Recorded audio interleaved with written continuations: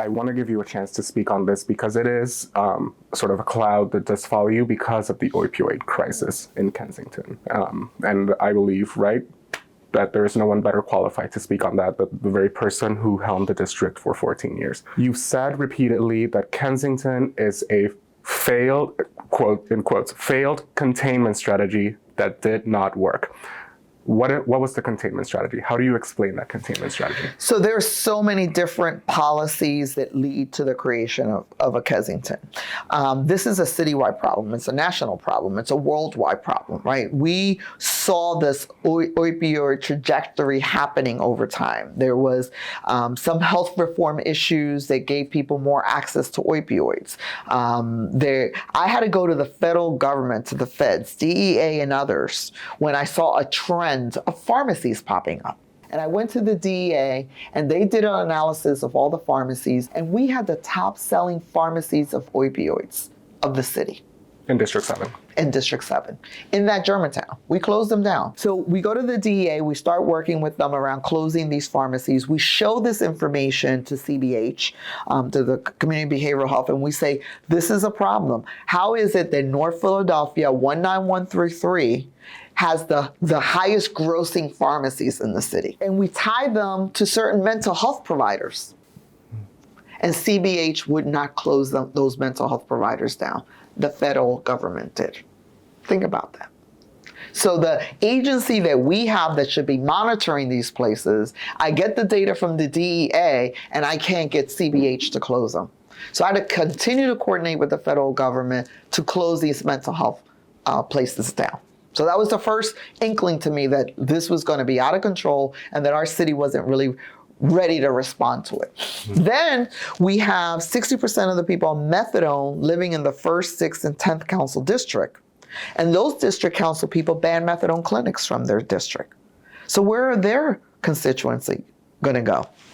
They start moving. When encampments started happening, Northeast was like, this isn't happening here. South Philly was like, this isn't happening here. And this administration was like, okay, Kensington gets creative. By the city's unwillingness to say this shouldn't happen in any zip code. And that's how we formed Kensington. What would have been an immediate solution? Kensington has the most resilient community I've ever worked with. It has wonderful nonprofit organizations, Impact Services, New Kensington CDC, Esperanza Health, ASE, incredible resilient people that during COVID became essential workers, right? I'm so glad people, kept the city moving. So all Kensington has is resilient people, right? All of these folks have really good articulated strategies about what they want to do in the community. And we've done fabulous things there. There's a lot of great things going on in Kensington. You wouldn't know it, right? Because ultimately the mayor didn't stand up with the residents and leadership of Kensington to say this can't happen in any zip code. In the mayoral debates, one of the ideas that has come up over and over again is this intervention of bringing in the state government, bringing even the federal government into Kensington's doorstep.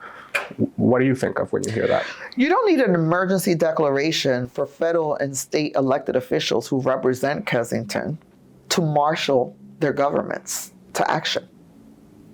Do I need a resolution? I mean, there are people who've been elected representing this community longer than I have, right?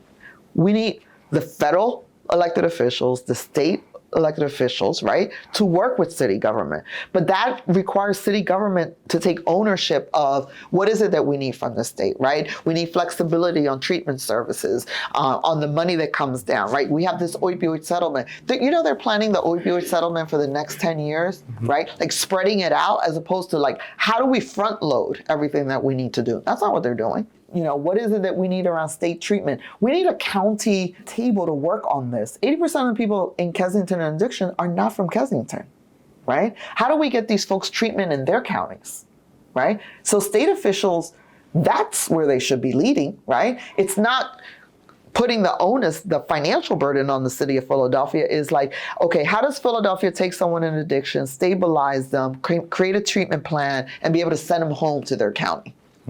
and that people don't lose their benefits or their access to treatment in that process. Do we have to coordinate that at the city level? No, we need county participation. I am hopeful that the governor, who understands this because of the work he does in Kensington, but the state elected officials need to be working on that, right? And then the federal government needs to figure out, our federal elected officials, right? Our congressmen, our US senators, right? When they come to tour the neighborhood, I've not heard anybody say, this is what we're bringing to Kensington, right? Now, that's a leadership moment, right? That's when I lean into, why am I running for mayor?